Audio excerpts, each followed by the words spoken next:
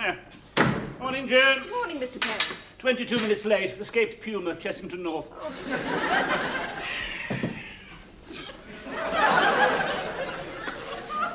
Right. I don't know whether you noticed then, Joan, but I grabbed you this and kissed you. I did notice, Mr. Perrin. You don't mind? I find you very attractive, Mr. Perrin. Yes, of course. But the point... No. The point is, Joan, I'm married to Elizabeth. You're married to Tony. This is my office. You're my secretary.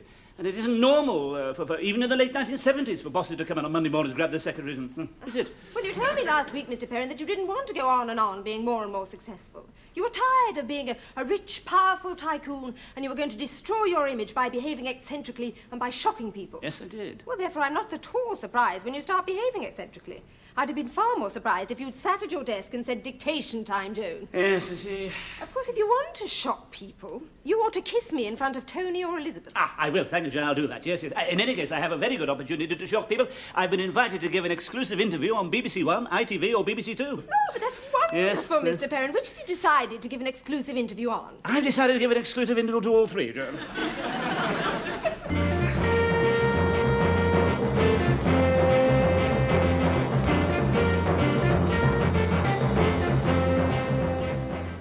Good evening, and welcome to this edition of Pillock Talk. Less than 3 years ago, Reginald Iolanthe Perrin opened a shop called Grot in the dreary London suburb of Climthorpe. In its window was a sign which said all the articles sold in this shop are guaranteed useless. Reginald Perrin now has his own factory, almost 60 Grot shops in Britain and on the continent, and last Friday he announced record profits. Reginald Perrin, you sell useless goods. Yes, utterly useless. Yes, yes, yes. Cruet sets with no holes, checkbooks for the Dogger Bank, tins of melted snow, self-lowering flour, all that sort of thing. All utterly useless. So you're a con man. Good heavens, no, of course not. I always announce very clearly that the items I sell are useless, yes. Con men don't usually go around wearing a sandwich board saying, "Look out, I'm a con man," do they? No. No, I'm providing a valuable social service. Mr. Perrin, are you trying to tell me that you're providing a valuable social service? No. You said you were. Exactly. I'm not trying to tell you I'm succeeding. If I'd said I like squashy bananas, I would have been failing to say I am providing a valuable social service. But I didn't say I like squashy bananas. I said I am providing a valuable social service, thus succeeding brilliantly in saying I am providing a valuable social service. In what way are you providing a valuable social service? Well, for one thing, people like to leave useless objects lying around the house. It shows they can afford to spend large sums of money on useless objects. Large sums of money. So you admit that your prices are high. No, that's not the word I'd use. What word would you use, Mr. Perrin? Exorbitant. Would you say the goods I sell are shoddy? Yes, I would. Yes, so would I, yes. Quite agree. Yes, wouldn't you say people think, "Good, what a liberty, I could have made that for 10p. Yes. Yes, yes. Wouldn't you say that gives them a warm feeling of superiority over the makers? Yes, I suppose so. Yes. Wouldn't you say that was providing a valuable social service? Mr. Perrin, I ask the questions here. Tell me, Pillock, do you think it is Pillock, is it not yes. Tell me, do you think it is a healthy situation, Pillock? A healthy situation in that's a funny name. In a free country that you should have the right to ask all the questions? Well, of course I do. I'm the interviewer. Tell me, Pillock, when... Can't get over this Pillock. Why did you take up interviewing? Well, you see, as a child, I was rather sickly. I had these weak lungs. So the doctor suggested that I took up television interviewing. I see. And Reginald Perrin, thank you. And now a man who farms worms. Yes, worms. Good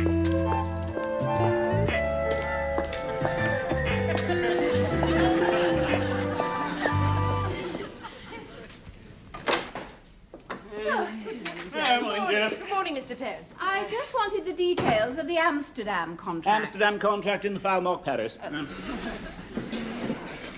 Yes, got it. Thanks. Darling, you may not have noticed I'm kissing Joan. Yes, I did notice, darling. See you at lunchtime. Don't you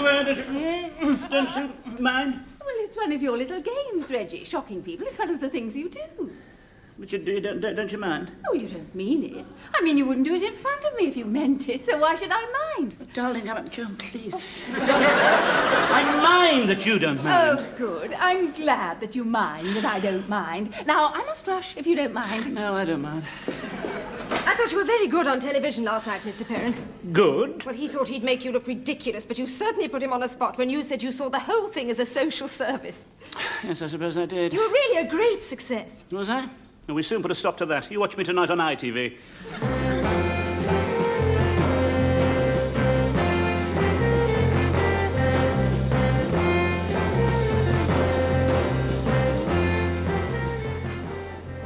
Good evening. Quite a storm was caused by our common market discussion on the world tomorrow today yesterday. And we'll be returning to the subject on the world tomorrow today tomorrow. But today, we have the mastermind behind Grot. The man who is to useless rubbish what Hans Christian Andersen is to mermaids. Reginald Perrin. How did you first get this extraordinary idea for Grot?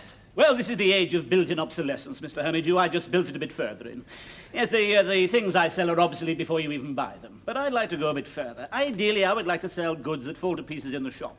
What a gift to capitalism that would be. Oh, dear, it's fallen to pieces. I'll have another. Certainly, sir. Oh, dear, that one's fallen to pieces too. I'll have another. And so on. And yet you regard your shops as a social service? No.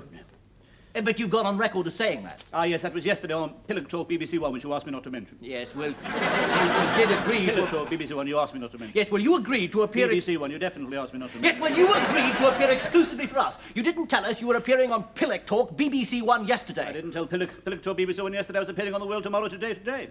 Yes, but you appeared on that first. Yes, well, I'm telling you different things. I must give you value. No, Yes? Anyway, the viewers don't want to hear us squabbling, do Oh, they? yes, they do. It's a lot more interesting than listening to the reorganisation of local government boundaries. That's boring. Yes, take my advice, viewers. When I finish, switch over to BBC Two. There's a Swedish film on there about a horse knacker's daughter from Uppsala whose hobby is taking off her clothes. Mr. Perrin. Sorry. So, when you said your shops were a social service, you were lying. Yes, I'm a congenial liar. Don't you mean a congenital liar? No, congenial. I'm enjoying myself. To tell you the truth, Sherry, do you mind if I call you Sherry? No. To tell you the truth, I started the whole thing off as a joke. I'd spent a quarter of a century in puddings and I was feeling a trifle stifled. So I decided to try something else. I started Grot. But now I'm much more interested in my bankruptcy. How can our viewers know if you're telling the truth now? They don't. They may as well switch over to the horse knacker's daughter. Thank you, Reginald Perrin. And now, for a vexed and highly fascinating subject, the reorganisation BBC of... Two. She's down to her brow already.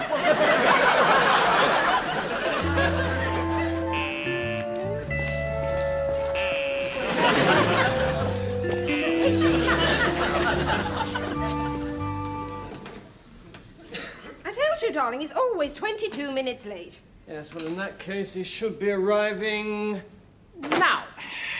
Morning, Jim. Oh, morning, Tony. Morning. How are our young marrieds today? Oh, fine, Reggie, fine. Good. Mr. Perrin! What on earth are you doing? Sorry, Tony. No, what are you doing, hitting Reggie like that? Well, he kissed me, Tony. Yes, I kissed her, Tony. Yes, well, I don't mind. Don't you mind? Yeah, well, I expect you to do things like that, Reggie. I mean, you wouldn't be you if you didn't do things like that. Yes, but I... Anyway, look, I must rush. It's Panic City today. Rushed off our Feetsville. I just popped in to congratulate you on your TV appearances. You don't think they were good, do you, Tony? Good is not the word, Reggie. There is a word, and it's a word I don't throw about lightly, but on this occasion I've got to use it. Great. God, the next thing we know, David Harris Jones will be walking through that door saying, "Oh, Reggie, you were super!" Oh, yeah. God. But how could you think I was good? I contradicted last night everything I said the previous night. Exactly. And that bit about the bankruptcy. Great. Can't wait for tonight.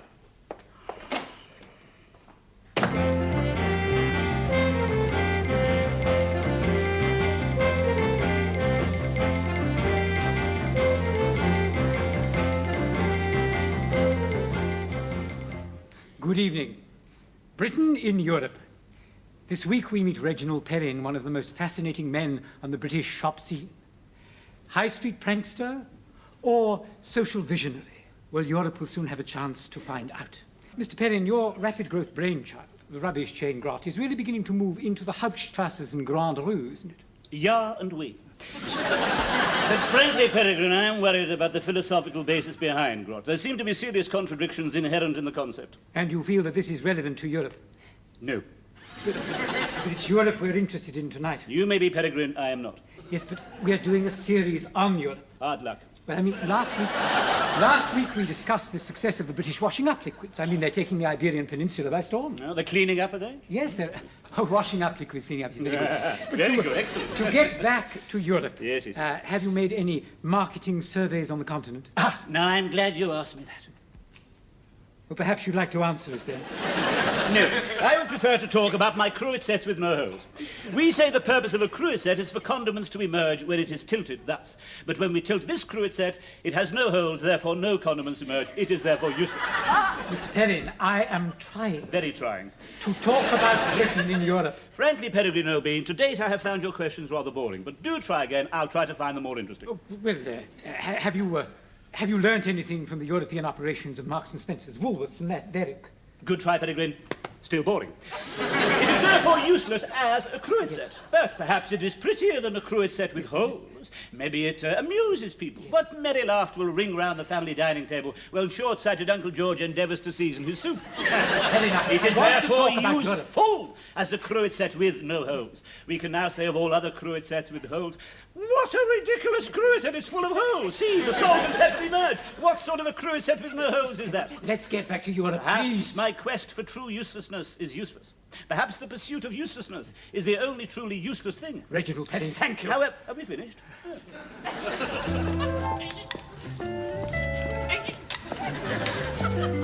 Reggie! Morning, Joan. Morning, Mr. Perrin. Did you see me on television last night? Yes, I saw it, Mr. Perrin. Yes, good. After that, not even David Harris Jones would have the barefaced cheek to poke his head round the door and say, Super, Reggie. Oh. If one more person comes through that door and says I was good on television last night, I shall sack them. Come in. I just had to come round and say it, Reggie. Did you really, Doc? Yes, I did. I'm an honest man, as you know, and I believe in speaking my mind. Good, good. I welcome that. Yes. I've seen every one of your TV appearances, and quite frankly, it had to be said. Yes, Doc? Wonderful. Somebody had to take those TV men down a peg or two. Doc? Yes? Thank you. Anytime. Come in. Oh, Morning! Did you see Reggie? On television last night? Yes, I did. Wonderful! Reggie, I've got a bit of a problem, and it needs your immediate attention. My immediate attention, certainly, CJ. Joan, take a letter. To the manager of the Grot Shop, Redford, dear sir. I am sorry to hear you have not yet received our supplies of edible furniture. This can only be due to the non-arrival of supplies. I am, however, deeply disturbed to hear you have not yet received our new range of dentures for pets, which are proving so popular with bloody silly idiots who put little doggy dentures in glasses of water beside the kennels, and even little budgie dentures in even smaller glasses of water beside their cages. I'm sorry, CJ, only that letter was not at all urgent. Oh, Reggie. Well, I want to talk to you about the new Grot Shop in Hamburg. Yes, good idea, CJ. So do I. Joan, take a letter, will you? To the manager of the Grot Shop, Ebervale, near Hamburg, Welsh, Wales. Dear sir, it has come to my notice that you've been serving Welsh people in your shop. I wouldn't have thought I had to tell you this. I want no more Welsh people served from now on. Yours, etc., Yaki Dot. Right. Have you got that, Joan? Fine idea, Reggie. What's that, CJ? Not serving Welsh people. I didn't get where I am today by serving Welsh people. Joan, tear that letter up. Certainly, Mr. Perrin. Reggie, have you now finished all your urgent letters? Yes, thank you, CJ. I am all ears. The Germans are insisting on calling the Hamburg shop Grot Fabriken Rubbischhaus. Yes. No, I didn't get where I am today. By calling the new shop... Grot Fabriken Rubbischhaus. Certainly not, CJ. What a ludicrous name for a shop. Good, we'll call it that then. Splendid. Thank you for wasting my time, CJ. Good morning. You see, Joan, it is absolutely hopeless. I can't shock anybody, not even CJ. Well, they all know you too well, Mr. Perrin. Yes, I suppose that's it. You've got to shock people you don't know. Yes, I suppose the only people I could possibly shock are perfect strangers. Yes. Yes, come in. Mr. Herbert. A perfect stranger if ever I saw one. Thank you, Joan. Come in, Mr. Herbert. Do come in. Thank you. Come in. Ah, yes, of course, Mr. Herbert. Yes, yes, yes. You have applied for the job of our new northeastern sales area, haven't you? Do sit down, right. Mr. Oh, Herbert. thank you Yes, very yes. Yes. Come on, Herbert. Sit down. I haven't got all day. Come on. Good, good. Right, you've got to get rid of that dandruff. You realise that? Oh, yeah. I do have a slight dandruff problem. Yes, you're in an ongoing dandruff situation. Exactly. Yes, well, there's a chap in Switzerland cures it in a fortnight. Oh, really? Very painful, of course. Starvation and electrodes. Oh. Yes, he stands you upside down, straps you down, passes an electric current through you. When the voltage reaches a certain height, your hair stands on end and all the dandruff just slides off. Oh, dear. Is it absolutely necessary to... Absolutely necessary. And what about your socks? They're dreadful. Have you no taste? Well, they're a present from my aunt. Answer one thing, commas is another, socks are two things. I realise that. And you don't... What is your name? Herbert, was it? Hubert? Hubert. Herbert. Herbert? Right. Tell me, Hubert, you don't mind me insulting you, Alice? Well, you have a reputation for being a bit unusual. I think a genius has a right to be. No, of course, I haven't got any right at all, Mr. Herbert. I do apologise. I have no right to be rude. Even if I were a genius, I have no right to be rude. That's all right. I'm sorry. No, I really am truly sorry. Oh, there's really no need. Please take the job. Please.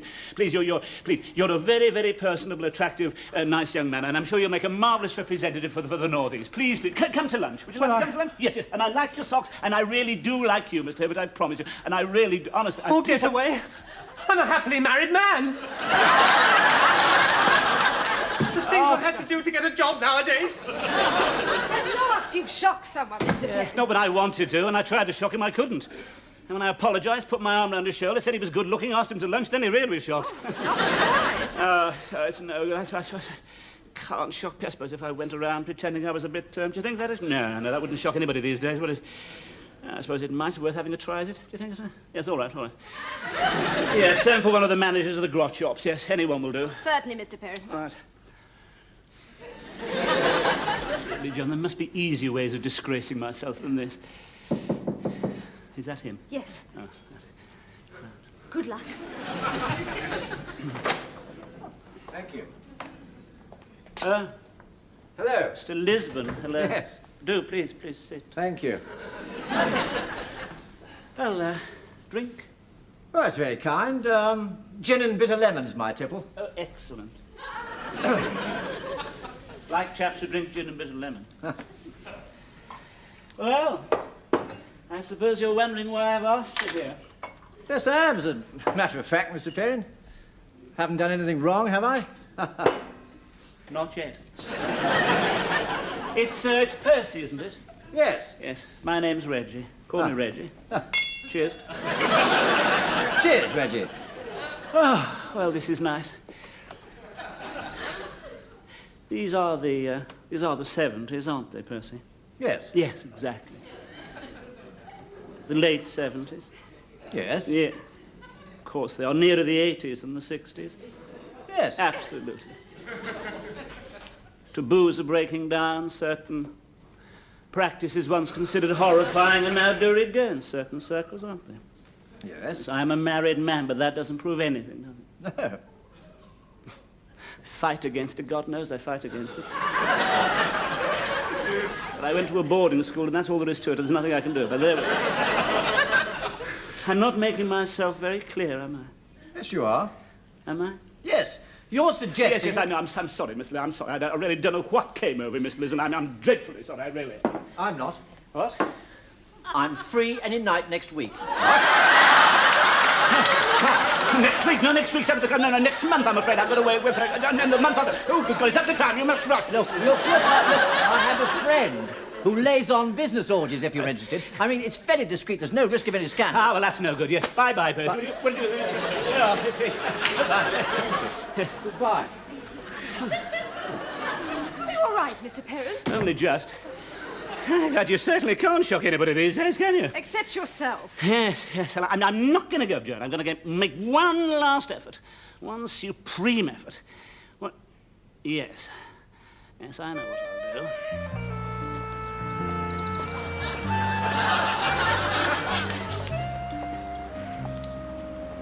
Evening, Fred. Evening, Red. Hello, Tom. Oh, evening, Reggie. Like the other half? Yes, please. Thanks very much.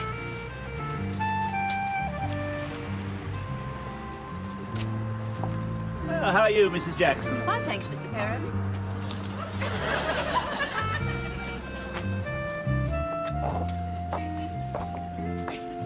Usual, Reggie? Cheers, Reggie.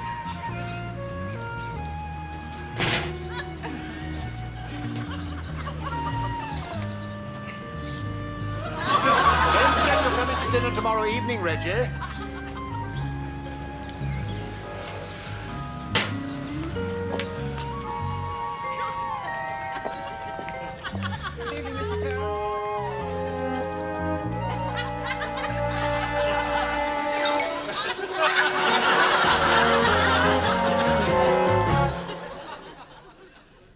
there's only one way out. Darling, Yes? do you remember my going away, leaving my clothes on the beach and carrying on living, pretending to be somebody else? Of course I do. It's not the sort of thing that happens every day. No, of course not. Why do you mention it? No, nothing, darling. No, just conversation. Yes, you're right. It's not the sort of thing that usually happens once, let alone twice. Well, of course it wouldn't be likely to happen twice. Reggie, you're not thinking of going off again? No, of course not. No. I realise, darling, my place is by your side. Oh, good. This time I want you to come as well. Please, darling, what does Grot matter? What does Perrin products matter? What does the house, all these possessions matter? It's us that matters, darling. Yes, but what about the family? Oh, we'll see them, I promise. We can come back when it's all blown over. We can see them then. Yes, but we can't just go off without saying goodbye. No, of course not. No, we'll say goodbye, darling. But if you say goodbye, they'll know what you're going to do. Ah, yes, that's true. Yes, we better not say goodbye. Then we'll. Yes, I know. We'll say hello. We'll have them all round and we'll say hello. How's that, darling? You're absolutely sure about going away now, darling. You really are. Reggie, we've talked about it all night and all day. Yes. You have promised me that we'll see the family again one day. Right. You were determined to go, and you are more important to me than anything else. So I have told you that I am absolutely sure that I want to go. So please let's talk about it anymore. Sorry, darling. Shan't say another word. Sorry. You're absolutely sure, darling. You really are. Absolutely. Reggie! Yes, all right, sorry, darling. Sorry. I really don't deserve someone like you. No, you don't. Oh, they're here. Now, don't forget. Hello. Just come down to say hello. Hello. I'm just saying hello. Hello. Yes. Come in. Oh, hello. Oh, hello, Linda. Dad. Hello. Hello. Hello, Reggie. Jimmy, hello. Hello, Reggie. Sit down, please. Sit down. Thanks. All of us. Yes, come on, darling. Well, we asked you round here for rather a particular reason, didn't we? Didn't we, darling? Yes. We just wanted to say hello. Now that's out of the way. Now we can relax. But, Dad, you said that the way most people say goodbye. Did I really? Good Lord. Well, in a sense, you see, it is goodbye. Darling? No, please, let me deal with it. You see, Reggie and I are going somewhere, and we just wanted to have you round just to say goodbye. Where are you going? Oh, well, we thought... Yes, where are we going, darling? Woking. Woking. Yes, we're going to Woking. Yes, that's right. Yes. Why are you going to Woking? Well, we just... where are we going to Woking, darling? To the flower show. Yes, that's it. We're going to Woking Flower Show. Oh, to the flower Yes, show. yes. That'll be nice. When is it? Mostly it's when is it, darling? Tomorrow. Tomorrow, yes, it's tomorrow, the flower show. That's Well, it, yes. that'll be a nice day out, won't it? I'm not a flower person. Interesting chaps, flowers. If Hitler had bred pansies, there wouldn't have been a war. So we thought we'd have you all round to say goodbye, just in case something happened to us on the way to Woking, and we didn't see any of you for quite a while, didn't Yes, we? that's right, we did. There. Cheers. Cheers. I'm not a champagne person, thank you. Does blow you out a bit. No, thanks. So, Linda, Tom, if, just for the sake of argument, if this was the last time we were going to see each other for quite a long time, which of course it isn't, because we're only going to Woking to the flower show for the what would you like to say to us? Thank you, Reggie, for giving me a job. No. Because working for you has made me happy, and I'm a happiness person. I'm only really happy when I'm happy. And that's given Linda and me a deeper contentment, hasn't it, Lindy Squirts? Hasn't it? Oh, were you talking to me? Well, of course I am. Well, my name isn't Lindy Squirts, Tom. It's a term of endearment, Squelchy Poos. Well, it's a great pity you can't find other ways of showing your endearment. Yes. Jolly good. Thank you. Jimmy, if we weren't seeing each other for quite a long time to come, which of course we are, because we're only going to Woking for the flower show. What would you like to say to us? Well, actually, there's been a bit of a cock-up on the catering front. It wasn't that, Jimmy. No, really, I was just wondering if there are a few scraps, just a few scraps for breakfast. Yes. Well, if this was the last time we were all going to meet together, which of course it isn't, because as I say, we're only going for the afternoon to the flower show working, I would like to say thank you, everybody, for everything. Thank you, Jimmy, for what? For everything. Thank you, Linda, for being such a nice daughter. Thank you, Tom, for being married to such a nice daughter. I really mean that. I've enjoyed the times we've had together, and if I thought we weren't going to see each other again for a long time, which of course we aren't, because we are going to work in front.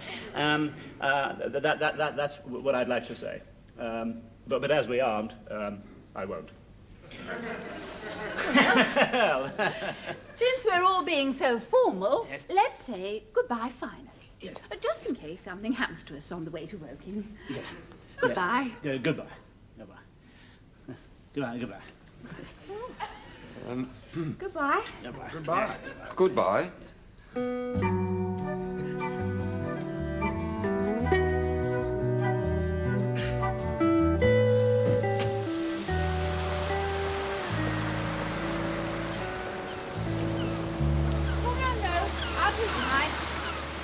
Now on, we're going to be equal partners. After all, I did marry you twice.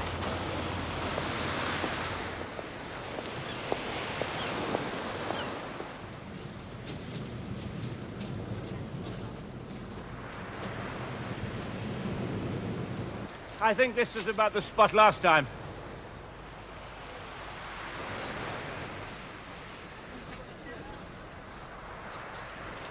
Goodbye, old Reggie's clothes. Goodbye, old Reggie. Goodbye, old Elizabeth's clothes. Goodbye, old Elizabeth.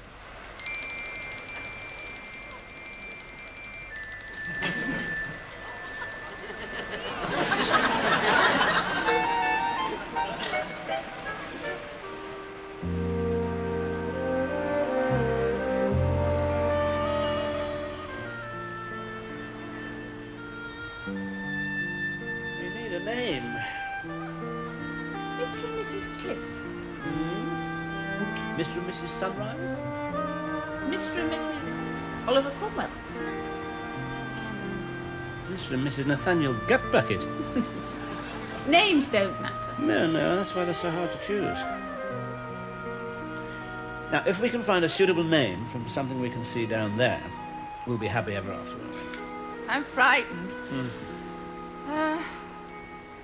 Mr. and Mrs. Tin Can. Mr. and Mrs. Dead Thrush. Mr. and Mrs. Slug. Mr. and Mrs. Rabbit Rottens. Mr. and Mrs. Gossamer.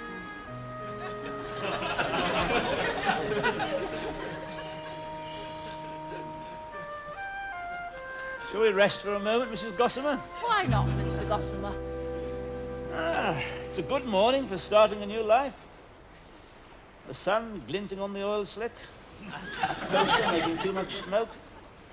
On that ship at this very moment, ignorant of us here, a sweaty chef with a dirty vest and great clumps of red hairs under his arm, is serving greasy bacon and egg to queasy customers who...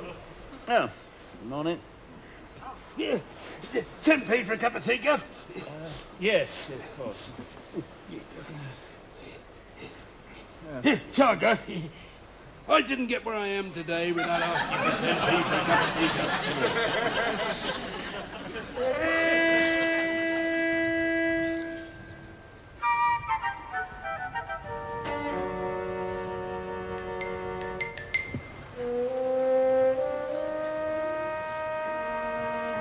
Darling, look. You see, darling, it's catching on. Everybody's doing it.